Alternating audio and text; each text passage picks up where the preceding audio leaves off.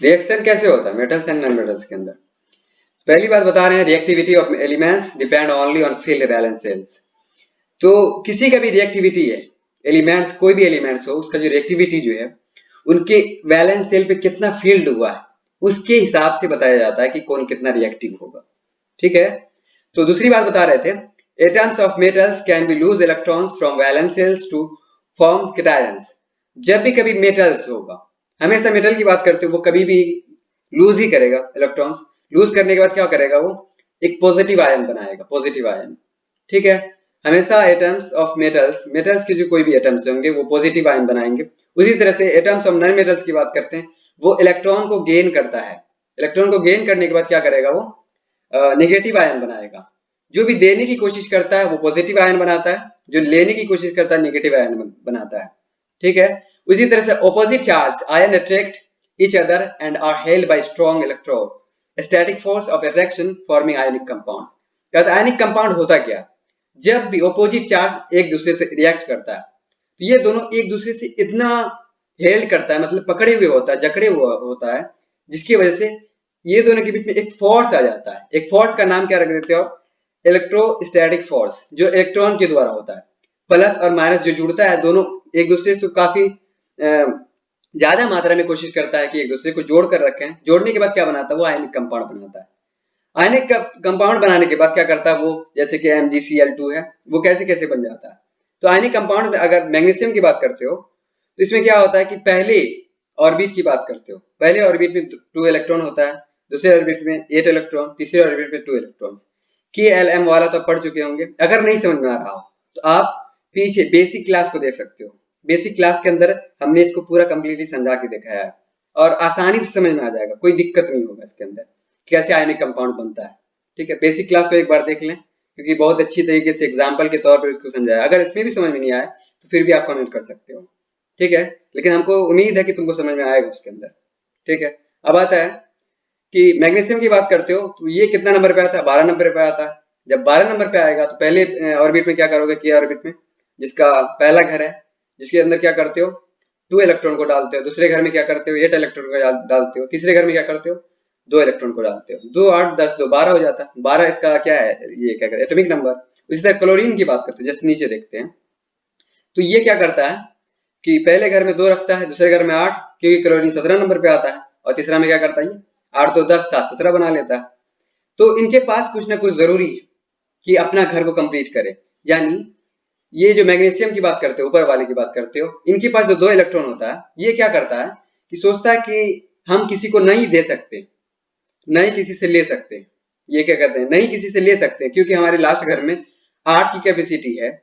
जब 8 घर को भरना होगा तो हमको काफी मुश्किल होगा 6 इलेक्ट्रॉन और लाने के लिए, जिसकी वजह से ये क्या करता है, अपने 2 इलेक्ट्रॉन को किसी को दे देता है। देने के बाद क्या करता है, अपने आप को पॉजिटिव आयन बना लेता है। इसी वजह से इसके अंदर प्लस आयन आ जाता है। उसे क्लोरीन की बात करते हो, क्लोरीन के लास्ट में कितना होता है, 7 होता है। ठीक है। 7 होने के बाद क्या होता है, ये इनके पास कैपेसिटी कितना होता है, 8 का कैपेसिटी होता है। ये सोचता है कि एक किसी से ले लेंगे, काम बन जाएगा। और हमेशा जो नॉन मेटल है वही वही काम करता है कि किसी से लेने का काम करता है, लेता है और क्या बना लेता है, वो अपने आप को कंबाइन कर लेता है। जैसे कि 2 8 10 है, 7 है इनके पास, एक लेने की जरूरत है। एक लेने की बात करते हो तो किसी से भी ले सकता है ये। लेकिन मैग्नीशियम की बात करते हो तो ये नहीं ले पाता, जिसकी वजह से 2 जो इलेक्ट्रॉन होता है लास्ट वाला, ये अपने पूरे घर को फुल करने के लिए क्या करता है, 2 को छोड़ देता है, अपने घर को पूरा फुल कर लेता है, 2 8। और ये जो 2 बच जाता है ये किसी और को दे देता है गिफ्ट में, जो भी करते हैं ये। और जो ये जो है क्लोरीन के साथ अगर मिल जाते हैं, अगर मैग्नीशियम, ये दोनों के पास इलेक्ट्रॉन जो है अट्रैक्शन के बॉन्ड बनाते हैं। जो अट्रैक्शन क्या कहलाता है, इलेक्ट्रोस्टैटिक फोर्सेस का जो अट्रैक्शन होता है वही फोर्स कहलाता है। तो इस टाइप से वो क्या करता है, कंबाइन कर लेता है और आयनिक कंपाउंड्स बना लेता है। ठीक है। तो सिंपली एक बार और समझाने की कोशिश करते हैं इसको, कि किसी के पास अगर लास्ट घर में 2 लाख रुपए है, ठीक है, और उनके पास और 6 लाख की जरूरत है, तो उसको काफी मुश्किल हो सकता है लाने के लिए, जिसकी वजह से मैग्नीशियम 6 लाख रुपया नहीं लाकर वो क्या करता है, 2 लाख रुपया किसी और को दे देता है। उसी तरह से अगर बात करते हैं क्लोरीन की बात करते हैं, जिसके लास्ट घर में 7 लाख रुपए हो, और वो क्या करेगा कि जब 7 लाख रुपए है तो उसको 1 लाख की जरूरत है, तो वो क्या करता है, 7 लाख को नहीं गंवाना चाहता है और 1 लाख ले लेता है और नेगेटिव अपने आप को आयन बना लेता है। इस टाइप से वो अपने कंपाउंड्स को फॉर्मिंग करता चला जाता है। कोई भी मेटल्स, कोई भी नॉन मेटल्स की बात करें, इसी टाइप से फॉर्मिंग करते हुए आयनिक कंपाउंड्स बनाता चला जाता है। अब आता है reaction between metals and non metals. यहाँ पे फिर से कुछ प्रॉपर्टीज।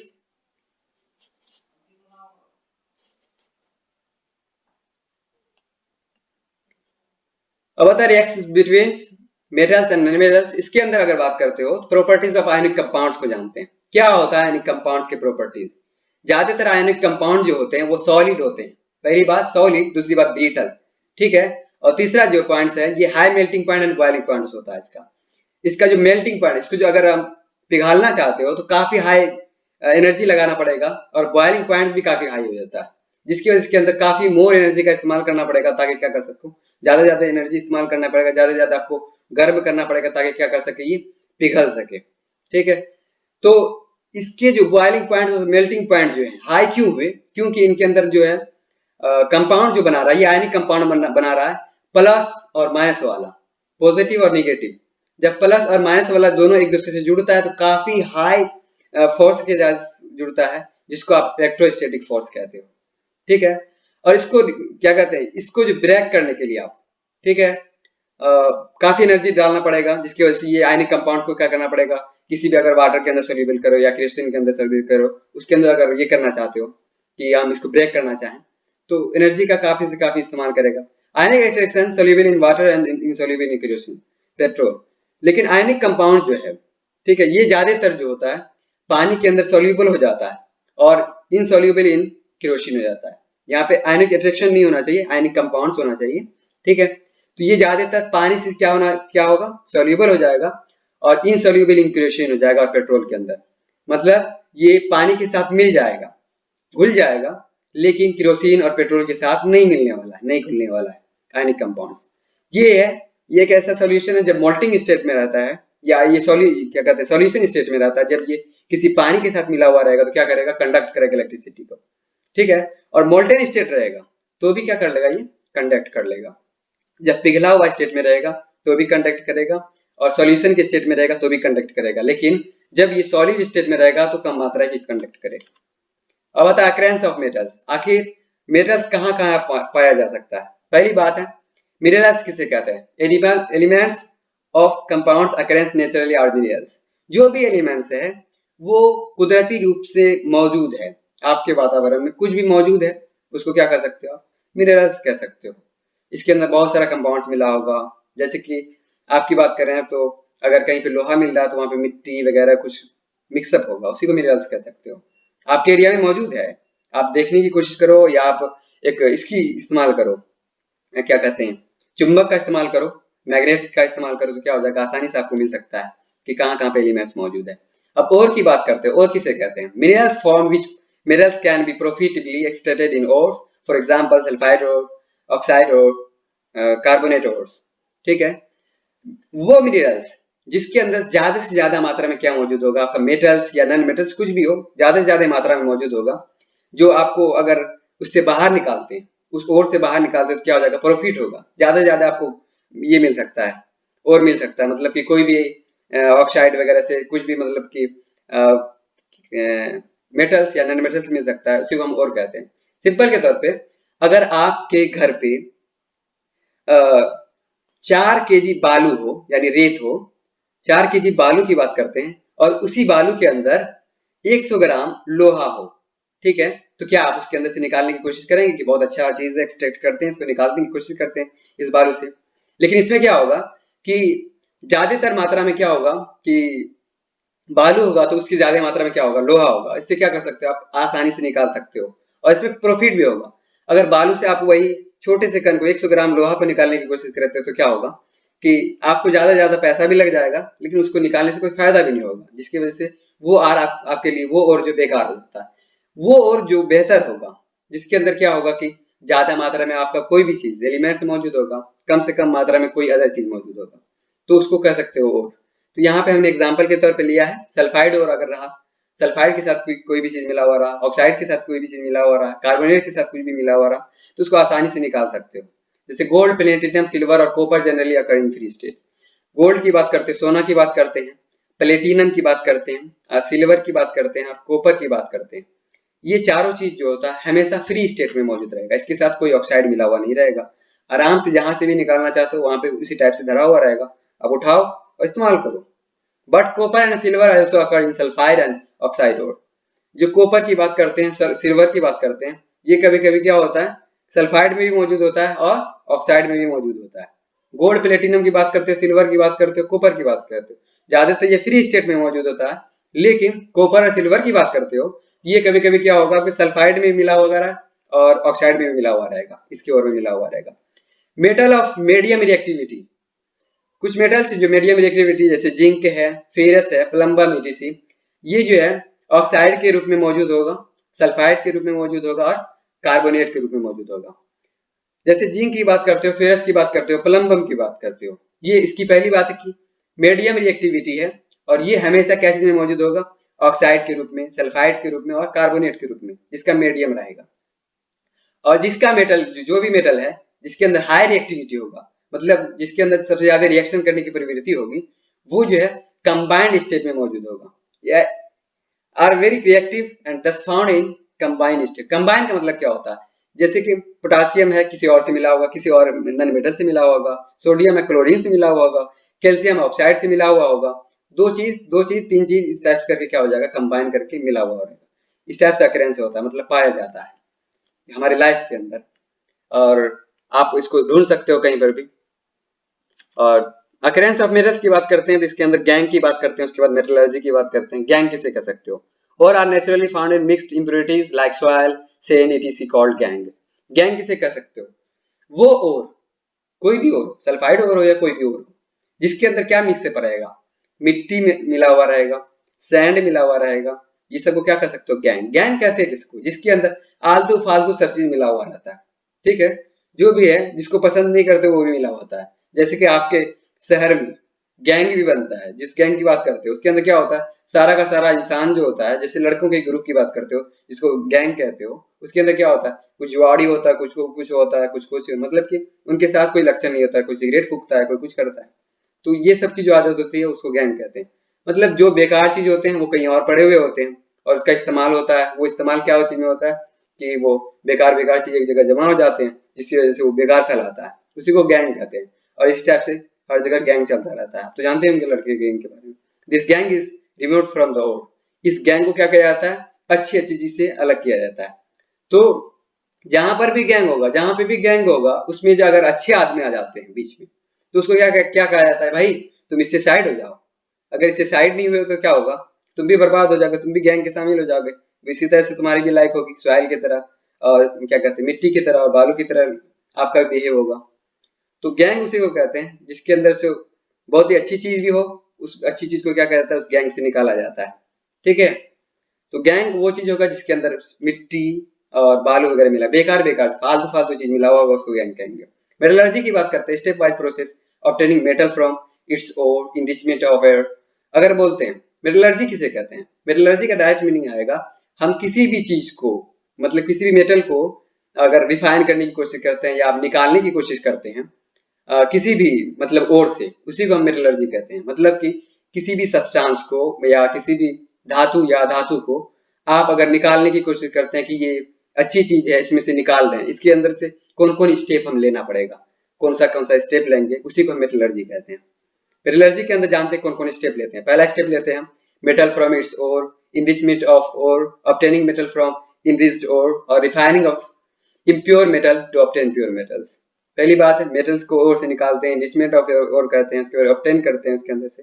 कई पॉइंट्स हैं, इस पॉइंट को जानते हैं, ठीक है। जैसे कि extracting metals low in activity series by heating the ore in air at high temperature। जब आप किसी भी ओर को हाई टेम्परेचर पे क्या करते हो, गर्म करते हो, जैसे कि मरकरी फ्रॉम साइनाबर। साइनाबर किसे कहते हैं, साइनाबर से अगर जब मरकरी को बाहर निकालने की कोशिश करते हो तो क्या करते हैं, ओर को, ये जो ओर है HGS, मतलब कि हाइड्रोजन, ये क्या कहते हैं मरकरी सल्फाइड, मरकरी जो सल्फाइड ये ओर है जिसको साइनाबर कहते हैं, ठीक है। जब इसको क्या करते हैं ऑक्सीजन से रिएक्ट करवाते हो तो क्या होता है, HGO अलग बन जाता है और सल्फेट जो है वो अलग बन जाता है, सल्फाइड अलग बन जाता है। ये साइनाबर से क्या होता है, मरकरी बाहर निकलने की कोशिश होती है। फिर क्या करते हो, हीट करते हो तो क्या होता है, वो जो है ये क्या कहते हैं मरकरी जो है ऑक्सीजन से जो रिएक्ट होता है, इसके हीट के कारण क्या होता है कि हाइड्रोजन ये मरकरी अलग हो जाता है और ऑक्सीजन अलग हो जाता है। इस टाइप करके क्या करते हो, उसको बाहर करते हो, एक्सट्रैक्ट करते हो। इसी को मेटलर्जी भी कहते हैं कि कैसे हम बाहर करते हैं, कैसे निकालते हैं।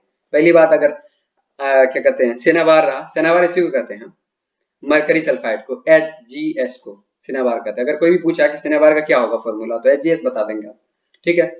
और इसके अंदर क्या HgS मिला हुआ, सल्फाइड को अलग करना चाहते हैं हम, कैसे अलग करें? तो पहला काम क्या करते हैं, हम ऑक्सीजन को मिलाते हैं इसके अंदर। ऑक्सीजन के मिलाने के बाद क्या होता है, HgO अलग हो जाता है, सल्फाइड अलग हो जाता है। जब सल्फाइड अलग हो जाता है तो HgO को हम अलग लेते हैं, फिर इसको गर्म करते हैं। गर्म करने के बाद क्या होता है, Hg अलग हो जाता है, ऑक्सीजन अलग हो जाता है। तो हमने क्या मिला, मरकरी हमको मिल गया, मरकरी हमको लेना था, तो मरकरी हमको कंप्लीटली मिल गया, ऑक्सीजन अलग हो गया। तो इसी को क्या कहते हैं, मेटलर्जी कहते हैं, ताकि हम एक्सट्रैक्ट कर सकें, निकाल सकें बेहतर चीज को। इस टाइप से हम बेहतर चीज को निकाल सकते हैं, पा सकते हैं।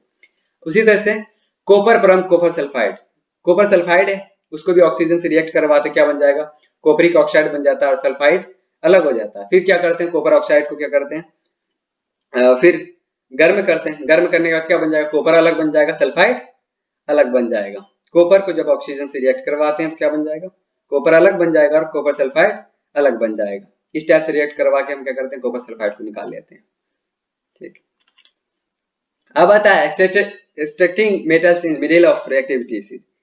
जब किसी का भी रिएक्टिविटी सीरीज होता है, मिडिल में आता है एक्टिविटी सीरीज, तो उसके अंदर जानते हैं, तो metals are easier obtained from oxide ore, the sulfide and carbonate ore are converted into oxides। इसके अंदर इजीली हो जाता है, आसान हो जाता है, आपको इजी हो जाएगा किसी भी मेटल को आसानी से किसी भी ओर से निकालने के लिए। Metals are heated strongly in presence of air roasting. जब भी किसी भी मेटल्स को आप गर्म करते हो, काफी high pressure presence of air, काफी गर्म करने के बाद, मतलब काफी स्ट्रॉन्ग हीटेड के बाद, और हवा के मौजूदगी पे अगर आप इसको हीट करते हो तो उसको क्या कहते हैं, हम रोस्टिंग कहते हैं, ठीक है। रोस्टिंग का मतलब क्या होता है कि जब कभी भी मेटल को आप ज्यादा मात्रा पर गर्म करते हो, ताकि उससे क्या निकल सके, हमको बेहतरीन चीज मिल सके, तो उसे हवा की मौजूदगी पर उसे रोस्टिंग कह सकते हो। जैसे जिंक सल्फाइड को ऑक्सीजन से रिएक्ट करवा रहे हो, यहाँ पर हीट जो डाल रहे हैं, काफी हाई हीट डाल रहे हैं। काफी हाई हीट डालने के बाद क्या होता है, जिंक ऑक्साइड बना देता है और सल्फाइड अलग हो जाता है। उसी तरह से आप दूसरी बात जानते हैं, कैल्सिनेशन किसे कहते हैं। Metals are heated strongly in limited और नो सप्लाई ऑफ एयर। जब हम किसी भी मेटल्स को स्ट्रॉन्ग हीट करते हैं, गर्म तो करते हैं, लेकिन उसके साथ कोई हवा का सप्लाई नहीं करते हैं, कोई हवा को नहीं डालते हैं उसके साथ। यहाँ पे प्रेजेंस ऑफ एयर था, यहाँ पे कोई प्रेजेंस ऑफ एयर नहीं है। रोस्टिंग में क्या होगा, प्रेजेंस ऑफ एयर में होगा, और कैल्सिनेशन में क्या होगा, हवा नहीं मौजूद होगा। तो हवा जब नहीं मौजूद है तो क्या करते हैं, जिंक को कॉपर के क्या कहते हैं, कार्बोनेट से हीट करते हैं, तो क्या हो जाता है, जिंक ऑक्साइड अलग बन जाता है, कॉपर ऑक्साइड अलग बन जाता है। फिर ऑक्सीजन से रिएक्ट करवाते हैं, मतलब हवा से रिएक्ट करवाते हैं, काफी गर्म करते हैं, जिंक ऑक्साइड, जिंक अलग बन जाता है, ऑक्सीजन अलग बन जाता है, जो कि आप पहले जान चुके हैं। देख सकते हैं एक बार और फिर पहले, यहाँ पर जो है आपको दिखाया था, HgO को जब हम हीट से रिएक्ट करवाते हैं, Hg अलग हो जाता है, ऑक्सीजन अलग हो जाता है। उसी टाइप से यहाँ पे ZnO को अगर हीट करते हैं तो Zn अलग हो जाता है, ऑक्सीजन अलग हो जाता है। इस टाइप से आप आसानी से क्या कर सकते हो, दोनों को तोड़ सकते हो। अब आता है स्टेटिंग metal in middle of activity series में रिडक्शन ऑफ मेटल्स, कैसे रिडक्शन करते हैं। आप या तो कोक का इस्तेमाल कर सकते हो, जो कोयला का एक भाग है। Coke as a reducing agent, जो क्या करता है, आपको रिड्यूस करता है, ऑक्सीजन को क्या करता है, अपने साथ जोड़ेगा और जिंक को अलग करेगा। यहाँ पर जिंक ऑक्साइड है, जब इसको कार्बन के साथ मिलाते हैं तो क्या बनता है, ज्यादा गर्म करने के बाद जिंक के बन जाता है, और copper carbon dioxide, carbon monoxide बना देता है। इस तरह से क्या हुआ, जिंक अलग हो गया, कार्बन मोनोऑक्साइड अलग हो गया। हमको जिंक चाहिए था, जिंक ले लेंगे। उसी तरह या तो दूसरा काम कर सकते हैं, जो जिंक डिस्प्लेसमेंट रिएक्शन का इस्तेमाल कर सकते हैं। क्या कर देंगे, जो भी कम रिएक्टिव होगा उसको क्या कर देंगे, हटा देंगे, और ज्यादा रिएक्टिव वाले को क्या कर देंगे, जोड़ देंगे। जैसे कि मैग्नीशियम ऑक्साइड है, उसको एल्यूमिनियम से रिएक्ट करवाते हैं तो क्या करता है, एल्यूमिनियम ऑक्साइड बन जाता है, मैग्नीशियम को अलग कर देता है, मैग्नीशियम आसानी से अलग हो गया। अगर मैग्नीशियम लेना है तो मैग्नीशियम ले सकते हैं। उसी तरह से फेरस ऑक्साइड है, जब एल्यूमिनियम से रिएक्ट करवाते हैं तो फेरस को अलग कर देगा और एल्यूमिनियम ऑक्साइड बना लेगा। इस वजह से क्या होता है, ज्यादा रिएक्टिविटी, मतलब जो ज्यादा रिएक्टिव होगा वो क्या करेगा, किसी भी एलिमेंट्स को अलग अलग कर देगा। तो पहले भी बता चुके हैं। In this reaction molten iron is form and join to railway track, ठीक है। इसके अंदर क्या होता है कि जब भी फेरस को ऑक्साइड से रिएक्ट करवाते हो तो एल्यूमिनियम के साथ रिएक्ट करवाने के बाद फेरस अलग हो जाता है। फेरस जो अलग होता है वो फेरस जो होता है मोल्टेन स्टेट में होता है। मोल्टेन मतलब पिघला हुआ स्टेट में। और इसका ये फेरस का इस्तेमाल क्या चीज के लिए करते हैं? रेलवे ट्रैक बनाने में, रेलवे का ट्रैक जो बनाते हैं। और इस रिएक्शन को ही हम क्या कहते हैं? Thermite reactions. ठीक है, जब फेरस ऑक्साइड को अल्युमिनियम से रिएक्ट करवाते हैं तो फेरस अलग होता है, अल्युमिनियम ऑक्साइड अलग हो जाता है, हीट बाहर निकल जाता है। तो इस रिएक्शन को कंप्लीट थर्मिक रिएक्शन कहेंगे। और दूसरी बात, इस रिएक्शन का इस्तेमाल जो करते हैं रेलवे ट्रैक के बनाने में, रेलवे के अंदर जो ट्रैक लगवाते हैं जिसपे ट्रेन चला करती है उनको ट्रैक कहते हैं। तो उसके ज्वाइनिंग करने के लिए इसका इस्तेमाल कर देते हैं। एक ट्रैक को दूसरे ट्रैक से ज्वाइन करो, एक दूसरे ट्रैक को तीसरे ट्रैक से ज्वाइन करो, उसी को हम कहते हैं थर्मिक रिएक्शन। जिसके अंदर क्या होता है कि फेरस एक नया मोल्टेन स्टेट में कन्वर्ट हो जाता है, पिघला हुआ स्टेट। अब जानते हैं कैसे हम मेटल को टॉप एक्टिविटी सीरीज से एक्सट्रैक्ट कर सकते हैं, बाहर कर सकते हैं, निकाल सकते हैं। मतलब कि metals have more affinity oxygen than carbon. Metal की बात करते हैं जिसके पास ज्यादा एफिनिटी होता है, तो वो क्या करता है? ऑक्सीजन से रिएक्ट करता है और कार्बन से रिएक्ट करता है। लेकिन वो ज्यादातर क्या होगा कि ऑक्सीजन से रिएक्ट करेगा, उसके बाद कार्बन से रिएक्ट करेगा। तो कभी कभी क्या होता है, मेटल क्लोराइड जब होगा, मेटल और नॉन मेटल जब रिएक्ट करेगा, जैसे कि सोडियम क्लोराइड है, ये दोनों रिएक्ट करता है तो क्या होता है कि इन दोनों को आपस से निकालने की कोशिश करते हैं। कोशिश करने के बाद बहुत सारा कोशिश हो जाता है लेकिन ये निकल नहीं पाता है। जब ये नहीं निकल पाता तो इसके साथ हम एक रिएक्शन करते हैं जिसको कहते हैं इलेक्ट्रोलाइटिक। ठीक है, जिसको इलेक्ट्रोलाइसिस कहते हैं, जिसके द्वारा हम क्या कर सकते हैं? रिएक्ट करवा के और इसके द्वारा हम ये दोनों को, सोडियम को और क्लोरीन को, कर सकते हैं, अलग कर सकते हैं। सोडियम और क्लोरीन को जब अलग करते हैं तो इसके द्वारा क्या करते हैं कि हम दो वायर को लेते हैं और इस केमिकल के द्वारा क्या करते हैं कि उस वायर को डाल देते हैं। वायर को डालने के बाद क्या होगा, वो केमिकल जो सोडियम और क्लोरीन जो है ये दोनों क्या हो जाएगा? अलग अलग हो जाएगा। अलग अलग होने का मतलब क्या हो गया कि उसके द्वारा क्या हुआ कि विद्युत को पास करते हैं, यानी बिजली को पास करते हैं, यानी लाइट को, इलेक्ट्रिसिटी को पास करते हैं। तो क्या होगा, सोडियम और क्लोरीन दोनों को क्या कर देगा? अलग कर देगा। सोडियम अलग हो जाएगा, क्लोरीन अलग हो जाएगा। ये आसानी से नहीं हो पाता, इस वजह से इसके बारे में हमने लिखा है टॉप एक्टिविटी सीरीज में आया था, जिसके अंदर क्या होता है कि ये मेटल नॉन मेटल को अपने से अलग जुदा नहीं करना चाहता है। ठीक है, क्योंकि पहली बात ये इसके साथ नेचर क्या है? आयनिक कंपाउंड वाला नेचर है, जिसकी वजह से ये आसानी से अलग नहीं कर सकते। जिसकी वजह से इसमें क्या करते हैं, किसी भी इलेक्ट्रिक का इस्तेमाल करते हैं और इसको अलग करने की कोशिश करते हैं। When electric pass through the solution, metals connect with the cathode and non-metals connect with anode। कहता है जब भी आप इस सॉल्यूशन के द्वारा, सोडियम क्लोराइड के सॉल्यूशन के द्वारा जब भी आप इलेक्ट्रिसिटी को पास करते हो तो मेटल जो है वो क्या कर लेता है? कैथोड से रिएक्ट कर लेता है, मतलब मिल जाता है, कैथोड के पास आके मिल जाता है और जुड़ जाता है। और जो नॉन मेटल होता है वो कनेक्ट किससे हो जाता है? एनोड से हो जाता है। ठीक है, एट कैनोड पे क्या हो जाएगा? सोडियम जुड़ जाएगा। उसी तरह से कैथोड पे कौन जुड़ जाएगा? क्लोरीन जुड़ जाएगा। ये कहते हैं क्लोरीन जुड़ जाएगा एनोड पे, जिसको हमने दोनों को ही कैथोड लिख दिया यार, थोड़ी सी माफ कर देना गलती है।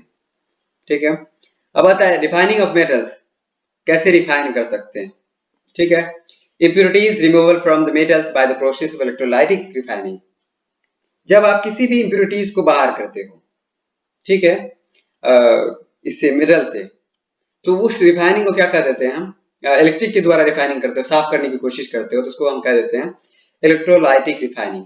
ठीक है, जिसके अंदर क्या होता है, एनोड के साथ इम्प्योर कॉपर जुड़ जाता है और कैथोड के साथ प्योर कॉपर जुड़ जाता है। मतलब कैथोड के साथ, प्लस वाले के साथ प्योर जुड़ जाएगा और माइनस वाले के साथ इम्प्योर जुड़ जाएगा।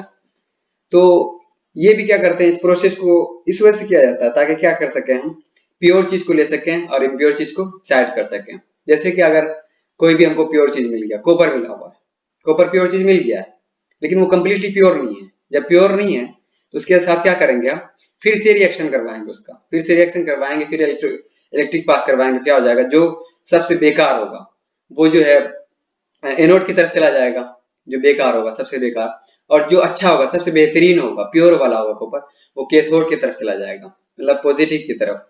आपने देखा होगा बैटरी के ऊपर, अगर कोशिश करेंगे तो आप देख सकते हैं किसी भी बैटरी के ऊपर, उसके ऊपर एक प्लस चार्ज होता है, एक नेगेटिव चार्ज होता है, नेगेटिव मतलब माइनस चार्ज होता है।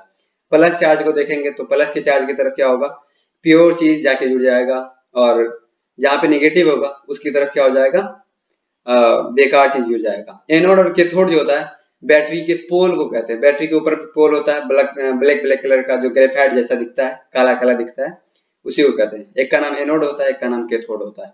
उसको अलग अलग धातु से बनाया जाता है ताकि कोई प्लस को चूज करे और कोई माइनस को चूज करे। अब बता कोरोजन किसे कहते हैं। कोरोजन का डायरेक्ट मीनिंग आता है जंग लगना, ठीक है। जंग लगना किसे कहते हैं, ठीक है।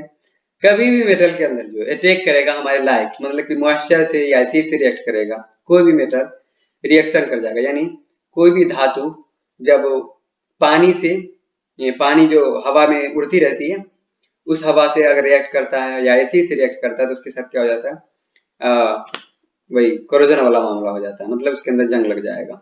सिल्वर की बात करते हो, it react with sulphur in air to form silver sulphide and articles become black. जब भी कभी सिल्वर की बात करते हो, जो गले में चैन पहनते हो, तो ये क्या होता है, सल्फर से अगर रिएक्ट करता है, हमारे वायु के अंदर क्या मौजूद है, सल्फर मौजूद है इस हवा के अंदर, और ये इससे रिएक्ट करके क्या बन जाता है, कोरोजन। उसके रिएक्टिव वही है, जंग लगना, ठीक है। जंग उसमें भी लग रहा है, कोरोजन लग रहा है, लेकिन वो क्या बना लेता है, सिल्वर सल्फाइड बना लेता है, और उसके जो आर्टिकल्स होते हैं, उनके जो औजार होते हैं, जो भी सिल्वर के बने हुए होते हैं, वो ब्लैक हो जाते हैं, काले हो जाते हैं। फिर क्या करते हो, उसको सफाई करते हो, फिर इस्तेमाल करते हो। अब आता है copper react with moist CO2 in air and gain a green coat of copper carbonate। कहा जाता है कि कॉपर कभी भी रिएक्ट करता है तो हमारे हवा के अंदर जो मौजूद CO2 है, कार्बन डाइऑक्साइड, इनसे रिएक्ट करके क्या कर लेता है, ये अपने ऊपर एक कोट चढ़ा लेता है। उस कोट का नाम क्या होता है, ग्रीन कोट है, जिसको हम कॉपर कार्बोनेट कह देते हैं। वो जो ग्रीन कलर का जो कोट चढ़ जाता है उसी को कॉपर कार्बोनेट कहते हैं, ठीक है। मतलब ये भी रिएक्ट कर रहा है, कोरोजन कर रहा है, लेकिन क्या हो रहा है इसके साथ, गेन ग्रीन कोट कर रहा है, और कॉपर क्या होता है, कॉपर कार्बोनेट बन जाता है। मतलब इसके साथ भी कोरोजन, जंग लग रहा है, लेकिन कौन सा जंग लग रहा है, इसका नाम क्या हो जाएगा, कॉपर कार्बोनेट। उसी तरह सिल्वर भी में जंग लग रहा है, लेकिन क्या हो जाएगा, इसका नाम सिल्वर सल्फाइड। लेकिन फेरस के साथ जो जंग लगेगा उसके साथ क्या होगा, ऑक्सीजन रिएक्ट करेगा। Iron acquires a coating of brown flaky substance. कहा जाता है आयरन जो एक्वायर करता है, ज्यादातर ब्राउन कलर का एक्वायर करता है। उसके जो ऊपर जो एक कोट चढ़ता है, उसको ब्राउन कलर का होता है, जो ऊपर की तरफ से होता है, और वो फ्लेकी होता है, मतलब झड़ने वाला भी हो जाता है, ठीक है। उसी को हम रस्ट कहते हैं, जंग कहते हैं, कंप्लीटली उसी को जंग कहते हैं, ठीक है। लेकिन इनके जो भाग हैं, कॉपर के भाग, सिल्वर के भाग, इसको कोरोजन कहते थे, ठीक है। But both air and water necessary for rusting of iron. कहा जाता है कि सिर्फ और सिर्फ पानी में डाल देने से आयरन में जंग नहीं लगने वाला, या सिर्फ और सिर्फ हवा में डाल देने से जंग नहीं लगने वाला। उनके लिए पानी और हवा दोनों ही जरूरत पड़ती है। जब तक पानी और हवा नहीं होगा तब तक जंग नहीं लगेगा। अगर जिस एरिया में आप रह रहे हो वो एरिया बहुत ज्यादा गर्म है जैसा है, ठीक है, अगर वहां पे पानी भी उड़ रहा है, हवा भी उड़ रहा है, तो वो दोनों मिलके क्या होता है, इससे रिएक्ट करता है, और क्या होता है, जंग लग जाता है, ठीक है। उसी को रस्ट कहते हैं। तो ये बात का ध्यान रखेंगे कि आयरन अकेला जंग नहीं लगा सकता है, सिर्फ हवा से रिएक्ट करने के बाद नहीं, यानी ऑक्सीजन से रिएक्ट करने के बाद जंग नहीं लगा सकता वो, जब तक उसके साथ पानी नहीं मिला रहे, मतलब हाइड्रोजन ऑक्साइड। अब आता है कैसे प्रिवेंट कर सकते हो, बचा कैसे सकते हो कोरोजन से, जंग से कैसे बचाया जा सकता है किसी को भी, तो आप बचा सकते हो। तो आप जान जाते हैं कैसे कैसे बचा सकते हो। पहली बात है, rusting of iron is prevented by painting, oiling, greasing and galvanising, chrome plating, anodising and making alloy. कहा जाता है कि आप किसी भी आयरन को अगर बचाने की कोशिश करते हो, रस्टिंग से बचाने की कोशिश करते हो, तो क्या करेंगे आप, उसके अंदर पेंटिंग कर सकते हैं। आप उसको पेंट कर दो किसी भी कलर से, ठीक है, जिसकी वजह से क्या होगा, उसके ऊपर एक लेयर चढ़ जाएगा, जिसकी वजह से वो किसी भी हवा या किसी भी पानी से रिएक्ट नहीं कर पाएगा। अगर ऑयल लगा देते हो तो भी रिएक्ट नहीं करने वाला, ग्रीस वाला काम करते हो तो भी क्या करते हैं, अट्रैक्ट नहीं करेगा। अगर ग्रीसिंग समझ में नहीं आता है तो आप किसी भी गाड़ी वाले से पूछ सकते हैं, ठीक है, या ये बड़े वाले कार वाले से, किसी भी बगल वाले के होंगे उनसे पूछ सकते हैं ग्रीस क्या होता है, तो ग्रीस उससे जान सकते हैं क्या किस टाइप का होता है। उसी तरह से गैल्वेनाइजिंग की बात करते हो, क्रोम प्लेटिंग की बात करते हो, एनोडाइजिंग की बात करते हो, या तो एलॉय बना के आप क्या कर सकते हो, प्रिवेंट कर सकते हो। आप जानते हैं गैल्वेनाइजेशन किसे कहते हैं। आयरन और steel is coated with a layer of zinc. जब आयरन को और स्टील को, स्टील के ऊपर एक कोट लगा देते हो, मतलब उसके ऊपर एक कपड़ा चढ़ा देते हो। कौन सा कपड़ा चढ़ा देते हो, जब जिंक का कपड़ा चढ़ा देते हो, जब जिंक का कपड़ा चढ़ जाएगा उसके ऊपर तो उसको गैल्वेनाइजेशन कहते हैं। जब भी लोहा के ऊपर, आयरन के ऊपर, स्टील के ऊपर आप कोट चढ़ा देते हो, मतलब एक कोट चढ़ा दिया जिंक का, एक परत चढ़ा दिया, उसको क्या कह दोगे, गैल्वेनाइजिंग। एलॉय किसे कहते हैं, it is a mixture of metals with metals and non metals. ठीक है। एलॉय से कहेंगे जिसके अंदर क्या होगा, आप मेटल को सुरक्षित रखना चाहते हो, ठीक है, उसके लिए क्या करोगे, मेटल के अंदर नॉन मेटल का कुछ मिक्सचर कर दोगे, या तो मेटल का मिक्सचर कर दिया, जैसे कॉपर के साथ फेरस का मिक्सचर कर दिया, तो क्या हो जाएगा कि कम से कम मात्रा में क्या हो जाएगा, उसका रिएक्शन ये हो, क्या कहते हैं, कोरोजन कम होगा। उसी तरह से किसकी बात करते हो, आयरन की बात करते हो, तो ये स्ट्रॉन्ग कब बनता है, जब इसके अंदर क्या करते हैं, कार्बन को मिलाते हैं। कार्बन को मिक्सअप करने के बाद क्या हो जाएगा, ये एलॉय जो है बहुत ही मजबूत हो जाता है। पहले बहुत ज्यादा कमजोर होता है, जब इसके साथ कार्बन को मिक्सअप कर देंगे तो क्या हो जाएगा, काफी मजबूत हो जाएगा। अब आता है स्टेनलेस स्टील की बात करते हो, क्या होता है, जब आयरन, निकल और क्रोमियम ये दोनों को क्या करते हैं, और ये तीनों को अगर मिक्सअप कर देते हो तो स्टेनलेस स्टील बन जाता है। लोहा को मिलाते हो, निकेल को मिलाते हो और क्रोमियम को मिलाते हो, तो ये तीनों मिलके स्टेनलेस स्टील बन जाता है। ये हार्ड भी बन जाता है और ये रस्ट भी नहीं लगता है, इसके अंदर रस्ट भी नहीं लगेगा, जंग भी नहीं लगेगा, और दूसरी बात हार्ड भी हो जाएगा, मजबूत भी हो जाएगा। अमालगम की बात करते हो तो when mercury added with other metals, ठीक है, जब किसी भी मेटल के अंदर क्या करते हो, मरकरी को मिला देते हो तो उसको अमालगम कहते हैं। जब मरकरी को किसी भी मेटल के साथ मिक्सअप करते हो उसको एमालगम कहते हैं। लेकिन गैल्वेनाइजेशन का मतलब क्या हो गया, उसके अंदर कोट चढ़ाते हो जिंक का, यहाँ सिर्फ मिक्सअप कर रहे हैं, मिला रहे हैं। ब्रास की बात करते हो तो ये alloy of copper and zinc, जब जिंक और कॉपर को मिला देते हो तो ब्रास कहलाता है, जब कॉपर और टीन को मिला देते हो तो ब्रॉन्ज कहला देता है, ठीक है। सोल्डर की बात करते हो, सोल्डर का डायरेक्ट मीनिंग आता है सोल्डिंग करना या वेल्डिंग करना, ठीक है। सोल्डर का इस्तेमाल करते हो किसी चीज को वेल्डिंग करने के लिए, अगर आपका फोन खराब हो जाता है या किसी भी वायर का डिफेक्ट आ जाता है तो आप कंपनी के पास, इसके पास जाते हो, किसी मोबाइल की दुकान पे जाते हो, वहां जाने के बाद कहते हो सोल्डिंग कर दीजिए, तो वो सोल्डिंग क्या चीज से बना हुआ होता है, जो सोल्डिंग इस्तेमाल कर रहे हैं वहां पे, वो जो दुकानदार इस्तेमाल कर रहे हैं।